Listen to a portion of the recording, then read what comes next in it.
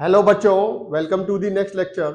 इस लेक्चर में हम सेक्शन मॉडुलस के बारे में पढ़ेंगे कि सेक्शन मॉडुलस क्या होता है, सेक्शन मॉडुलस को कैसे कैलकुलेट करते हैं। ठीक है, तो सेक्शन मॉडुलस जिसको हम जेड से रिप्रेजेंट करते हैं उसका फॉर्मूला होता है area moment of inertia divided by distance of neutral axis from the extreme fibres.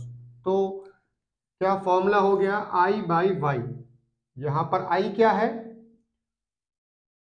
N A का मतलब होता है न्यूट्रल एक्सिस, ये होती है area moment of inertia, area moment of inertia of A section about it's neutral axis,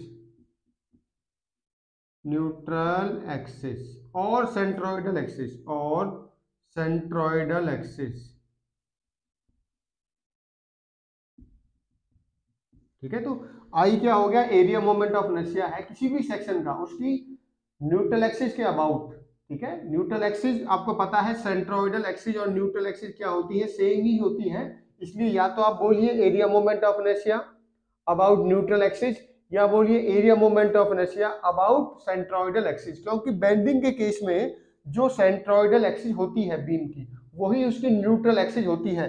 जैसे मान लीजिए ये कोई रेक्टेंगुलर क्रॉस सेक्शन है, इसकी ये सेंट्रोइडल एक्सिस है और बीम इस टाइप से बेंडिंग आपने लगा रखी है, तो ये एक्सिस ही सेंट्रोइडल एक्सिस भी यही है और न्यूट्रल एक्सिस भी यही है।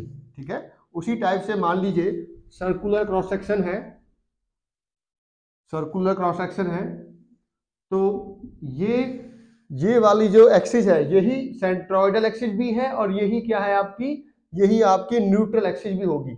उसी टाइप से अगर आप देखते हो, मान लीजिए कोई रेक्टेंगुलर क्रॉस सेक्शन की बीम है, आपको पता है इसकी ये सेंट्रोइडल होती है, यहां पर h/3 होता है। ठीक है, तो यही एक्सिस सेंट्रोइडल एक्सिस भी है, यही न्यूट्रल एक्सिस भी है। ठीक है, तो बेंडिंग के केस में जो न्यूट्रल एक्सिस होती है वही सेंट्रोइडल एक्सिस होती है। तो इसीलिए आई को क्या बुला सकते हो आप, या तो area moment of inertia of A section about it's neutral axis और अबाउट इट्स सेंट्रोइडल एक्सिस, एक ही बात है। ठीक है, नेक्स्ट वाई क्या होता है, वाई होता है distance of extreme fibres, extreme layer और फाइबर। ठीक है, कुछ भी बोलिए, तो फाइबर या layer, extreme fibre from neutral axis, from neutral axis, neutral axis. देखिए क्या होती है भाई, मान लीजिए ये आपकी बीम है, यहां पर बेंडिंग हो रही है। ठीक है, तो ये एक्सिस है ना, न्यूट्रल एक्सिस, तो ये वाली डिस्टेंस जो होती है, एक्सट्रीम तो यही है। देखिए इसमें बहुत सारे फाइबर्स हैं, ये भी फाइबर है, ये भी फाइबर है, हमें डिस्टेंस कौन सी लेनी है, एक्सट्रीम फाइबर से न्यूट्रल एक्सिस के बीच में कितनी डिस्टेंस है, कितनी डिस्टेंस है। मान लीजिए ये टोटल कितना है आपका, बी है, तो कितना हो जाएगा ये b/2, कितना हो जाएगा b/2। तो y आप समझ गए हो क्या है, y डिस्टेंस होती है न्यूट्रल एक्सिस की, कहां से, एक्सट्रीम फाइबर से कितनी डिस्टेंस है। अब यूनिट देखते हैं कि सेक्शन मॉडुलस की यूनिट क्या है, सेक्शन मॉडुलस की यूनिट क्या है। देखिए आई की यूनिट क्या होती है, मीटर/4, वाई की यूनिट क्या होगी, मीटर, तो इसकी यूनिट क्या आ गई, मीटर/क्यूब। मीटर/क्यूब बोलिए या mm/क्यूब बोलिए या सेंटीमीटर/क्यूब बोलिए, सेक्शन मॉडुलस की यूनिट होगी आपकी मीटर/क्यूब और सेंटीमीटर/क्यूब, और या आप इसको सेंटीमीटर/क्यूब बोल सकते हो या mm/क्यूब, वो डिपेंड करेगा कि वैल्यू आई और वाई किस में ले रखी है आपने। ठीक है, अब कैलकुलेट करते हैं, हम एक क्रॉस सेक्शन लेते हैं, उसके लिए देखते हैं कैसे कैलकुलेट करते हैं जेड को, सेक्शन मॉडुलस को कैलकुलेट कैसे करते हैं।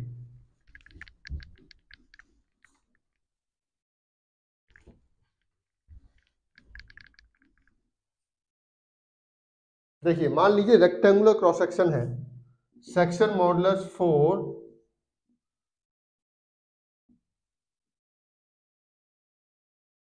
रेक्टेंगुलर बीम, कोई रेक्टेंगुलर क्रॉस सेक्शन की बीम है,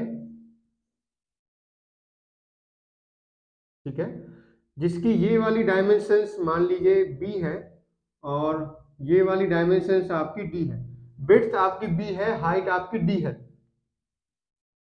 ये सेंट्रोइडल एक्सिस है, मान लीजिए ये सेंट्रोइडल एक्सिस का नाम क्या है, एक्स एक्स। आपसे बोला गया है सेक्शन मॉडुलस बताइए इस बीम के लिए, ठीक है। बेंडिंग कैसे हो रही है, इस टाइप से बेंडिंग हो रही है, हॉरिजॉन्टल बेंडिंग इसको हम बुलाते हैं।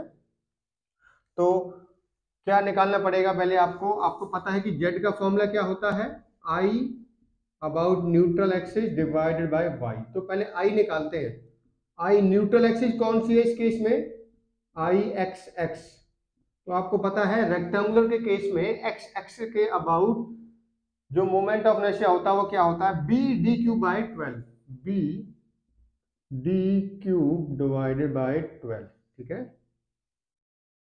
उसी टाइप से y क्या हो जाएगा, y होगी न्यूट्रल एक्सिस या सेंट्रोइडल एक्सिस से एक्सट्रीम फाइबर की कितनी डिस्टेंस है, तो कितनी डिस्टेंस है ये d/2, कितनी है d/2, टोटल d है, तो सेंटर से यहां तक डिस्टेंस कितनी होगी d/2, तो ये हो गया आपका d/2।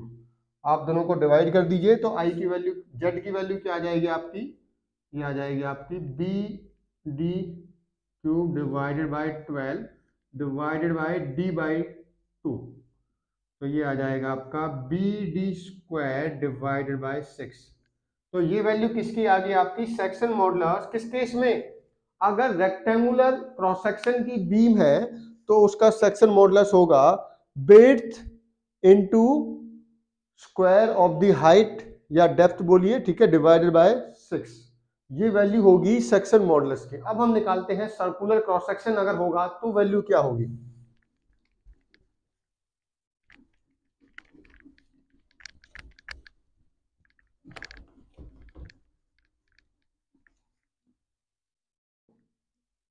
अभी हम वैल्यू बी और डी में ले रहे हैं, अगर न्यूमेरिकल में कोई वैल्यू आएगी तो आपको बस वैल्यू पुट करनी है, उसके अकॉर्डिंग सेक्शन मॉडुलस आपका कैलकुलेट हो जाएगा। तो सेकंड हम देखते हैं section modulus for circular cross section beam. Circular beam, अगर किसी बीम का सर्कुलर क्रॉस सेक्शन है तो उसका सेक्शन मॉडुलस क्या होगा। मान लीजिए ये आपकी बीम है जिसका डायमीटर है d, आपसे बोला गया है इसका सेक्शन मॉडुलस कैलकुलेट कीजिए। तो ये एक्सिस है आपकी, ठीक है। तो सबसे पहले आप क्या निकालोगे, आई न्यूट्रल एक्सिस के about area moment of inertia निकालेंगे हम, आई एक्स एक्स के बराबर होगा, तो वैल्यू क्या होगी पाई d4 डिवाइडेड बाई 64। आपको पता है सर्कुलर क्रॉस सेक्शन के लिए एरिया मोमेंट ऑफ इनर्शिया कितना होता है, पाई d4 डिवाइडेड बाई 64। y कितना हो जाएगा, देखिए y क्या है, यहां से यहां की डिस्टेंस कितनी होगी d/2, जितना डायमीटर है उसका हाफ, d/2। तो z की वैल्यू क्या आ गई आपकी, z की वैल्यू आ गई पाई d4 divided by 64 divided by d/2, तो ये आ गया पाई डी क्यूब डिवाइडेड बाई 32। तो ये सेक्शन मॉडुलस किस केस में आ गया, section modulus when the cross section of the beam is circular. Circular cross section beam के लिए वैल्यू क्या होगी, पाई डी क्यूब डिवाइडेड बाई 32। तो अब हम देखते हैं कौन से क्रॉस सेक्शन की ज्यादा वैल्यू होती है। अगर हमें कंपेयर करना हो, आपके पास कुछ क्रॉस सेक्शन होते हैं, जैसे आई क्रॉस सेक्शन की बीम होती है, रेक्टेंगुलर क्रॉस सेक्शन की बीम भी बना सकते हो आप, ठीक है। उसी टाइप से आपके पास स्क्वायर क्रॉस सेक्शन की बीम होती है, सर्कुलर क्रॉस सेक्शन की बीम होती है। तो कौन सी बीम के केस में जेड की वैल्यू ज्यादा होगी, क्योंकि जेड आपको ये बताता है, सेक्शन मॉडुलस आपको ये बताता है कि कौन सी बीम बेंडिंग में ज्यादा स्ट्रांग होगी। जिस क्रॉस सेक्शन का सेक्शन मॉडुलस ज्यादा होगा वो क्रॉस सेक्शन ज्यादा स्ट्रांग होगा, किस केस में, बेंडिंग के केस में, ठीक है।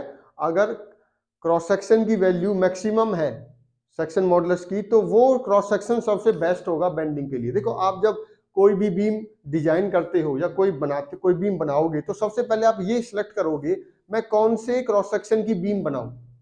जैसे आपको ये दिख रही होगी, मान लीजिए कोई बीम है तो इसका क्रॉस सेक्शन क्या दिख रहा है आपको, सर्कुलर। आपने आई शेप का क्यों नहीं बनाया यहाँ पर, या आपने रेक्टेंगुलर क्रॉस सेक्शन। तो ये डिसाइड करना होगा आपको पहले पता लगाना है कि सेक्शन मॉडुलस कितना है उसका। तो सेक्शन मॉडुलस आपको ये बताता है कि बीम कितनी स्ट्रांग है बेंडिंग के अगेंस्ट, ठीक है। तो अब मैं आपको बताता हूं कि कौन सी बीम का सेक्शन मॉडुलस ज्यादा होता है।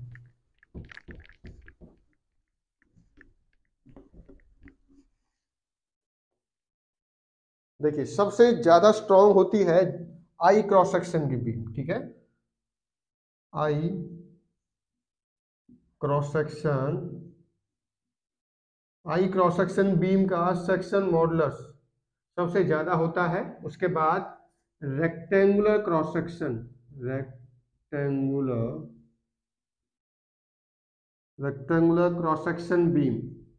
क्रॉस सेक्शन बीम अगर किसी बीम का रेक्टेंगुलर क्रॉस सेक्शन है तो आई सेक्शन के बाद इसका नंबर आता है सेक्शन मॉडुलस। एसएम का मतलब है सेक्शन मॉडुलस। उसके बाद स्क्वायर क्रॉस सेक्शन बीम, ठीक है। उसके बाद आई क्रॉस सेक्शन बीम, उसके बाद सर्कुलर क्रॉस सेक्शन बीम, ठीक है। सेक्शन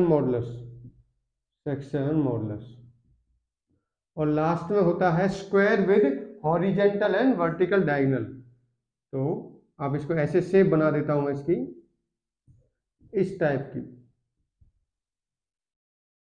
तो सबसे ज्यादा किस सेक्शन का होता है, मान लीजिए इस टाइप की बीम है आपकी,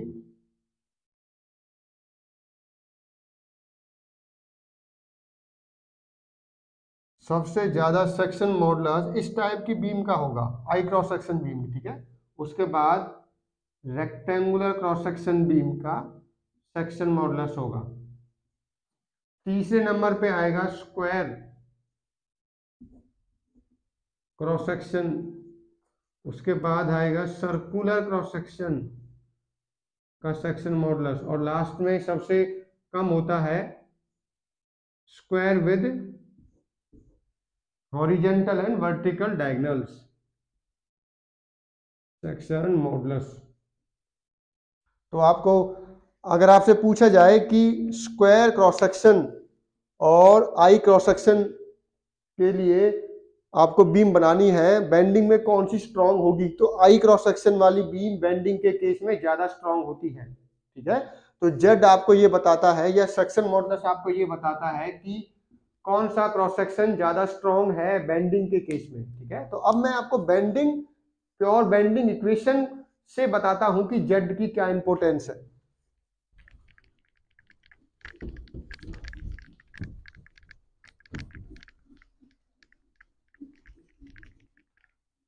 देखिए हमारी प्योर बेंडिंग इक्वेशन क्या थी, मैं दोबारा से उसको लिख देता हूं। प्योर बेंडिंग इक्वेशन क्या थी आपकी, m divided by I sigma by y equal to E by r। ये हम ड्राइव कर चुके हैं, प्योर बेंडिंग इक्वेशन ये थी हमारी। अब ईच एंड एवरी टर्म को मैं दोबारा से आपको बताता हूं कि क्या है। m का मतलब क्या होता है, m का मतलब होता है, इसको m ना बुला के आप mr भी बोल सकते हो। mr का मतलब होता है रजिस्टिंग बेंडिंग मोमेंट, रजिस्टिंग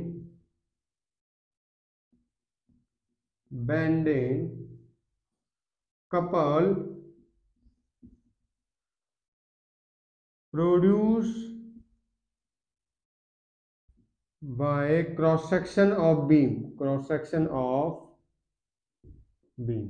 मान लीजिए कोई बीम है जिसपे आपने बेंडिंग मोमेंट लगाया, ये तो होता है एक्सटर्नल बेंडिंग मोमेंट, ठीक है। इस एक्सटर्नल बेंडिंग मोमेंट को रजिस्ट करने के लिए बीम का क्रॉस सेक्शन अपने अंदर से एक बेंडिंग मोमेंट जनरेट करता है या प्रोड्यूस करता है, इसको रजिस्ट करने के लिए, उसी को हम बुलाते हैं mr। तो बेंडिंग इक्वेशन के अंदर जो ये m होता है वो रजिस्टिंग बेंडिंग होता है, ठीक है। इसका एक और भी नाम है, इसको हम मोमेंट ऑफ रेजिस्टेंस भी बुलाते हैं, moment of resistance.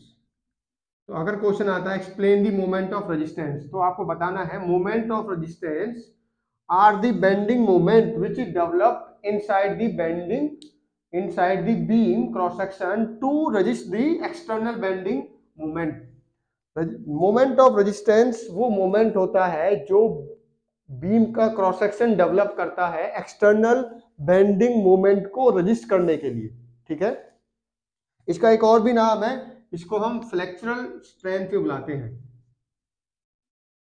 Flexural strength. तो इसका किसी भी नेम से आपको पूछा जा सकता है कि मेनली हम मोमेंट ऑफ रेजिस्टेंस को यूज करते हैं कि मोमेंट ऑफ रेजिस्टेंस क्या है, ठीक है। तो फ्लेक्सुरल स्ट्रेंथ या मोमेंट ऑफ रेजिस्टेंस या resisting bending couple produce by cross section of beam, एक ही बात है, ठीक है। अब आते हैं आई क्या है।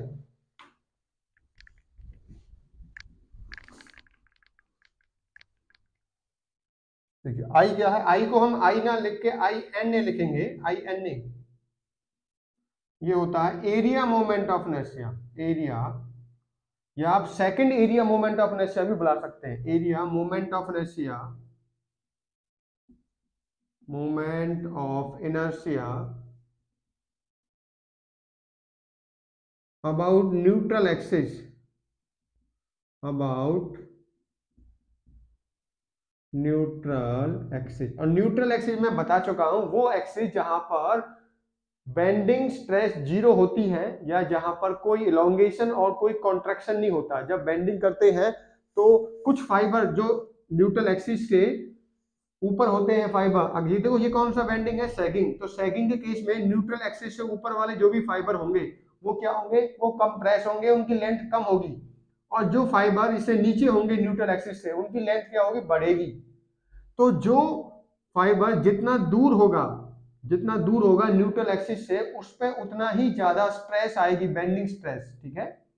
तो ये अभी आपको मैं बताऊंगा अबाउट न्यूट्रल एक्सिस। नेक्स्ट देखिए सिग्मा, सिग्मा को सिग्मा बी हम बुलाएंगे यहां पर, sigma B, bending stress, bending stress. Y क्या है, वाई है डिस्टेंस ऑफ फाइबर, कौन सा फाइबर, जिस जगह पे मैं बेंडिंग स्ट्रेस निकाल रहा हूं वो वाला फाइबर, ठीक है। Where we are calculating bending stress,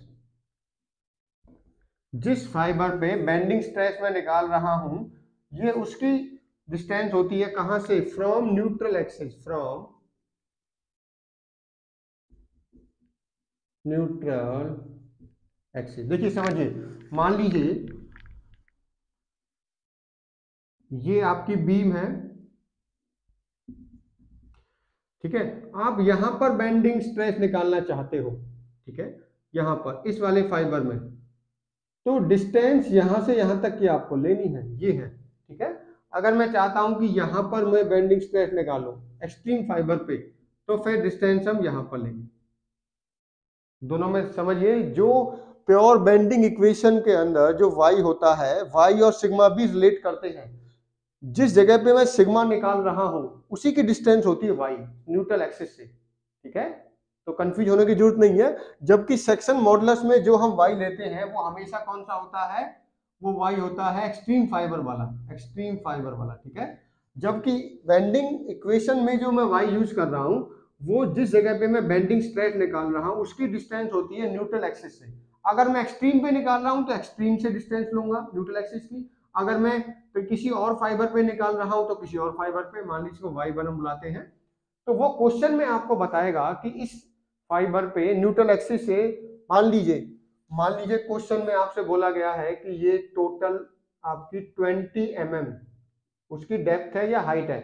आपसे बोला गया कि आप बेंडिंग स्ट्रेस की वैल्यू बताइए at a distance 5 mm from neutral axis. तो वो पूछ रहे हैं न्यूट्रल एक्सिस से 5 mm की दूरी पे जो फाइबर है उसकी डिस्टेंस बताइए। अगर वो कहते हैं calculate the bending stress at the extreme fibres, तो इसका मतलब वो यहां पर पूछ रहे हैं, तब y की वैल्यू ये हो जाएगी। समझ में आ गया। तो y क्या होता है, वाई डिपेंड करेगा कि किस जगह पे स्ट्रेस में कैलकुलेट कर रहा हूं।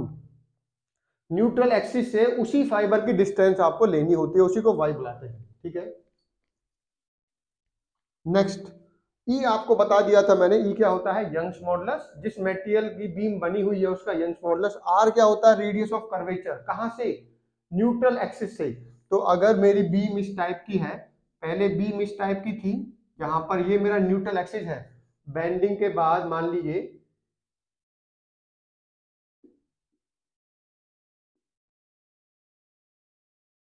बेंडिंग के बाद ये एक्सिस यहां पर आ गई है, तो ये जो आर होता है वो न्यूट्रल एक्सिस से सेंटर तक की डिस्टेंस होती है, ठीक है। वो ये यहां से नहीं है, यहां से भी नहीं है, यहां से होता है। जो न्यूट्रल एक्सिस से सेंटर ऑफ द कर्वेचर की डिस्टेंस होती है उसी को हम बुलाते हैं रेडियस ऑफ कर्वेचर, ठीक है। समझ में आ गया कि प्योर बेंडिंग इक्वेशन में ईच एंड एवरी टर्म क्या रिप्रेजेंट करती है। अब हम नेक्स्ट देखते हैं कि बेंडिंग स्ट्रेस की डिस्ट्रीब्यूशन क्या होता है, किस क्रॉस सेक्शन के लिए बेंडिंग स्ट्रेस कहां पर कितना होगा। देखिए,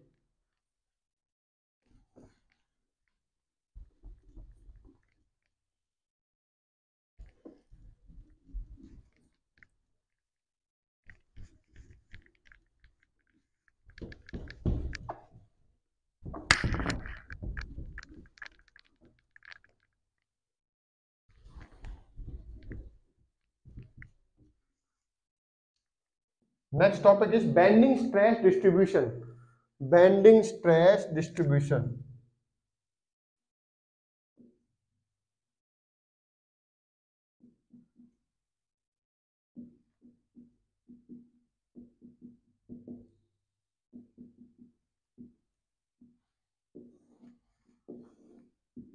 चलिए पहले देखते हैं रेक्टेंगुलर क्रॉस सेक्शन के लिए। किसके लिए, रेक्टेंगुलर क्रॉस सेक्शन। तो आपको पता है न्यूट्रल एक्सिस पे तो 0 होगा, और मैक्सिमम कहाँ होगा, एक्सट्रीम फाइबर्स पे इस टाइप का होगा, ठीक है। ये न्यूट्रल एक्सिस आपकी। मैक्सिमम कहाँ होगा बेंडिंग स्ट्रेस, यहां पर, और मिनिमम कहां पर होगा, यहां पर। बेंडिंग स्ट्रेस की वैल्यू क्या है, 0। क्या है आपकी, 0। देखिए मैक्सिमम यहां पर है, तो मैं एरो बना देता हूं। उससे कम बेंडिंग स्ट्रेस यहां पर है, उससे कम बेंडिंग स्ट्रेस यहां पर है, उससे कम बेंडिंग स्ट्रेस यहां पर है। इस टाइप से maximum bending stress bottom fibre में है, ठीक है। उसके बाद यहां पर है, उसके बाद यहां पर, उसके बाद यहां पर, उसके बाद यहां पर, ठीक है। तो ये होता है हमारा बेंडिंग स्ट्रेस डिस्ट्रीब्यूशन। किस केस के लिए, रेक्टेंगुलर बीम के लिए। क्योंकि जो मेरी इक्वेशन आई थी उसमें ध्यान दीजिए, क्या इक्वेशन आई थी, m/i सिग्मा बाय वाई। तो सिग्मा बाय वाई क्या हो गया, कांस्टेंट। आप ऐसे बोलिए, तो सिग्मा किस पे डिपेंड करेगा, वाई पे। तो जितनी ज्यादा वाई की वैल्यू होगी उतनी ज्यादा बेंडिंग स्ट्रेस होगी। तो वाई की वैल्यू न्यूट्रल एक्सिस पे क्या होती है, 0। देखो वाई की वैल्यू यहां से बढ़ रही है, मैं आपको दिखाता हूं। यहां पर ये है वाई, फिर यहां से ये वाई हो गया, फिर मैक्सिमम वाई कहां पर है, ये, ठीक है। मान लो ये y1 है, ये y2 है। तो y जितना फाइबर दूर रहेगा, जितना न्यूट्रल एक्सिस से जितना दूर है, उतनी ही ज्यादा बेंडिंग स्ट्रेस होगी। तो बेंडिंग स्ट्रेस डायरेक्टली प्रोपोर्शनल होती है y के। जितना फाइबर दूर रहेगा न्यूट्रल एक्सिस से, उतनी ही ज्यादा उसकी बेंडिंग स्ट्रेस की वैल्यू होगी। अब हम देखते हैं सर्कुलर क्रॉस सेक्शन के लिए। किसके लिए, सर्कुलर क्रॉस सेक्शन के लिए।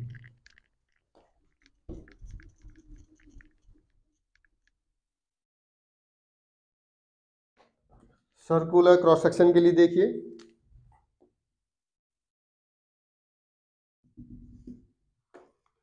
सर्कुलर क्रॉस सेक्शन के लिए भी ऐसा ही होगा, ठीक है। यहां पर भी सेम है, एक्सट्रीम फाइबर्स पे मैक्सिमम है, उसके बाद उससे कम, उससे कम, उससे कम, उससे कम। न्यूट्रल एक्सिस पे 0 है, और जितना फाइबर दूर है न्यूट्रल एक्सिस से उतनी ज्यादा बेंडिंग स्ट्रेस होगी, ठीक है। अब हम देखते हैं, अगर मेरा जो क्रॉस सेक्शन है वो ट्रायंगुलर शेप का है। किस टाइप का है, तो बेंडिंग स्ट्रेस का डिस्ट्रीब्यूशन क्या होगा। ट्रायंगुलर शेप के लिए देखिए,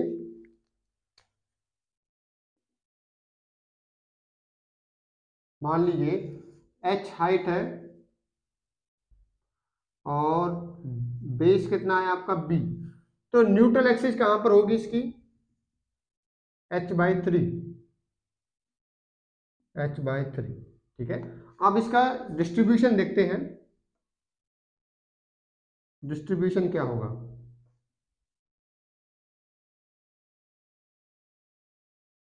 ये डिस्ट्रीब्यूशन होगा, देखो न्यूट्रल एक्सिस पे तो जीरो है, बेंडिंग स्ट्रेस मैक्सिमम कहाँ होगी।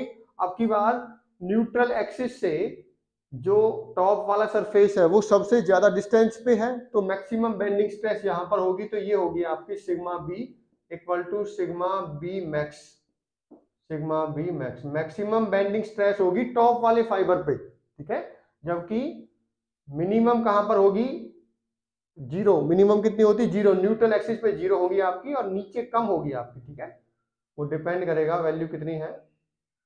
तो इस टाइप से बेंडिंग स्ट्रेस डिस्ट्रीब्यूशन होगा किस केस के लिए, अगर ट्रायंगुलर क्रॉस सेक्शन। अब देखते हैं टी क्रॉस सेक्शन के लिए, अगर टी क्रॉस सेक्शन है तो बेंडिंग स्ट्रेस डिस्ट्रीब्यूशन कैसा होगा।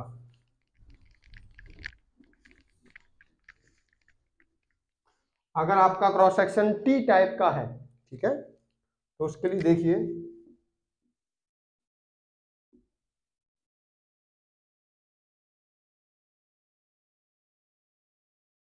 मान लीजिए ये क्रॉस सेक्शन है आपका, तो आपको पता है कि जो सेंट्रोइडल एक्सिस होगी वही न्यूट्रल एक्सिस होती है, तो यहाँ पर जो सेंट्रोइडल एक्सिस है वो ऊपर की तरफ होगी, तो यहाँ पर कहीं पर होगा आपका, ठीक है, मान लेते हैं यहाँ पर है, तो स्ट्रेस डिस्ट्रीब्यूशन क्या होगा, इस टाइप से होगा आपका बेंडिंग स्ट्रेस डिस्ट्रीब्यूशन।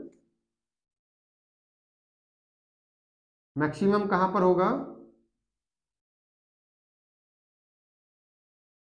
ये होगा, ठीक है, ये मैक्सिमम है, उसके बाद ये, उसके बाद ये, उसके बाद ये, उसके बाद ये, इस टाइप से, ठीक है। तो क्रॉस सेक्शन चाहे किसी भी टाइप का हो, आपको ये देखना है जो फाइबर न्यूट्रल एक्सिस, पहले आपको पहले ढूंढना है कि न्यूट्रल एक्सिस कहां पर है, तो जो सेंट्रोइडल एक्सिस होगी क्रॉस सेक्शन की, ठीक है, कोई भी शेप हो उसका सेंट्रोइडल एक्सिस तो आप कैलकुलेट कर लोगे। सेंट्रोइडल एक्सिस के बाद हम ये देखेंगे कि फाइबर दूर कौन सा है, ठीक है, जो फाइबर जितना दूर रहेगा न्यूट्रल एक्सिस से या सेंट्रोइडल एक्सिस से, वो उतना ही ज्यादा बेंडिंग स्ट्रेस वहां पर डेवलप होगी, ठीक है। नेक्स्ट देखते हैं हॉलो सेक्शन के लिए कैसे होती है। चलो एक हॉलो सेक्शन के लिए बताते हैं, मान लीजिए कोई हॉलो सेक्शन है आपका इस टाइप से,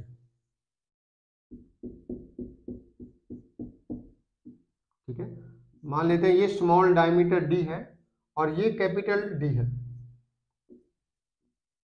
कैपिटल डी है, और आपसे बोला गया, सबसे पहले आपसे बोला गया कि इसकी, देखो यहां पर ध्यान से समझिए, अब की बार जो न्यूट्रल एक्सिस है,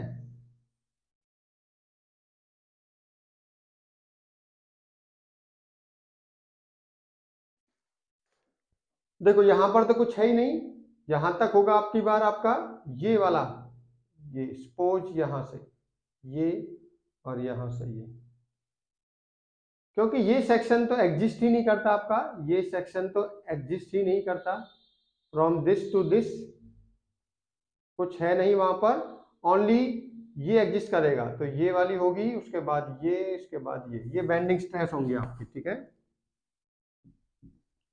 क्योंकि यहां पर तो मेटेरियल ही नहीं है। तो ये डिस्ट्रीब्यूशन होगा आपका किसी हॉलो सेक्शन के लिए, ठीक है। अगर हॉलो सेक्शन का सेक्शन मॉडुलस भी निकालना है वो भी आप कैलकुलेट कर सकते हो, कैसे करोगे, देखिए सेक्शन मॉडुलस की वैल्यू क्या बताई थी मैंने आपको, आई डिवाइडेड बाय वाई।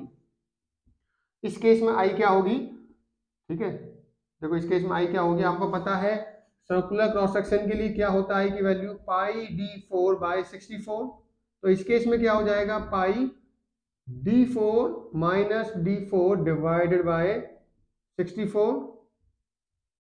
तो आप इसको पुट कर दीजिए, ये हो जाएगा न्यूट्रल एक्सिस के about pi capital D4 minus small d4 divided by 64 divided by, देखिए y क्या होगा, y एक्सट्रीम से, एक्सट्रीम कौन सा है, कैपिटल D/2, ध्यान रखिए कैपिटल D/2 होगा ना कि स्मॉल d/2, क्योंकि एक्सट्रीम फाइबर से न्यूट्रल एक्सिस की दूरी कितनी है, D/2, तो ये हो जाएगा आपका D/2।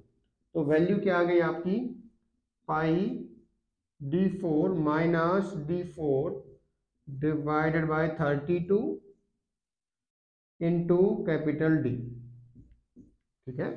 तो ये वैल्यू आ गई आपकी, ध्यान समझिए, सॉरी ये आएगा आपका, ठीक है। देखो नीचे ये ऊपर पहुंच जाएगा नीचे, तो आएगा नीचे आएगा D आपका, ठीक है। इस D को आप अंदर भी ले जा सकते हो, तो ये इस टाइप से हो जाएगा आपका π/32 D³ minus D divided by D की पावर 4, ठीक है, ये हो गया। तो चाहे हॉलो क्रॉस सेक्शन हो चाहे सर्कुलर क्रॉस सेक्शन हो, किसी के लिए भी आप सेक्शन मॉडुलस निकाल सकते हो। तो इस लेक्चर में हमने देखा कि सेक्शन मॉडुलस आपको ये बताता है कि कौन सी बीम स्ट्रांग होती है बेंडिंग के लिए, ठीक है, कौन से क्रॉस सेक्शन की बीम बेंडिंग में ज्यादा स्ट्रांग होगी। तो आई क्रॉस सेक्शन की बीम बेस्ट होती है बेंडिंग को रजिस्ट करने के लिए, ठीक है। तो जिसका जितना ज्यादा आई की जितनी ज्यादा वैल्यू होगी जेड की सेक्शन मॉडुलस की, उतना ही ज्यादा स्ट्रांग होगा। उसके बाद हमने देखा कि बेंडिंग स्ट्रेस डिस्ट्रीब्यूशन कैसे होता है। तो न्यूट्रल एक्सिस पे तो बेंडिंग स्ट्रेस 0 होते हैं और एक्सट्रीम फाइबर पे बेंडिंग स्ट्रेस की वैल्यू मैक्सिमम होती है, ठीक है। Thank you.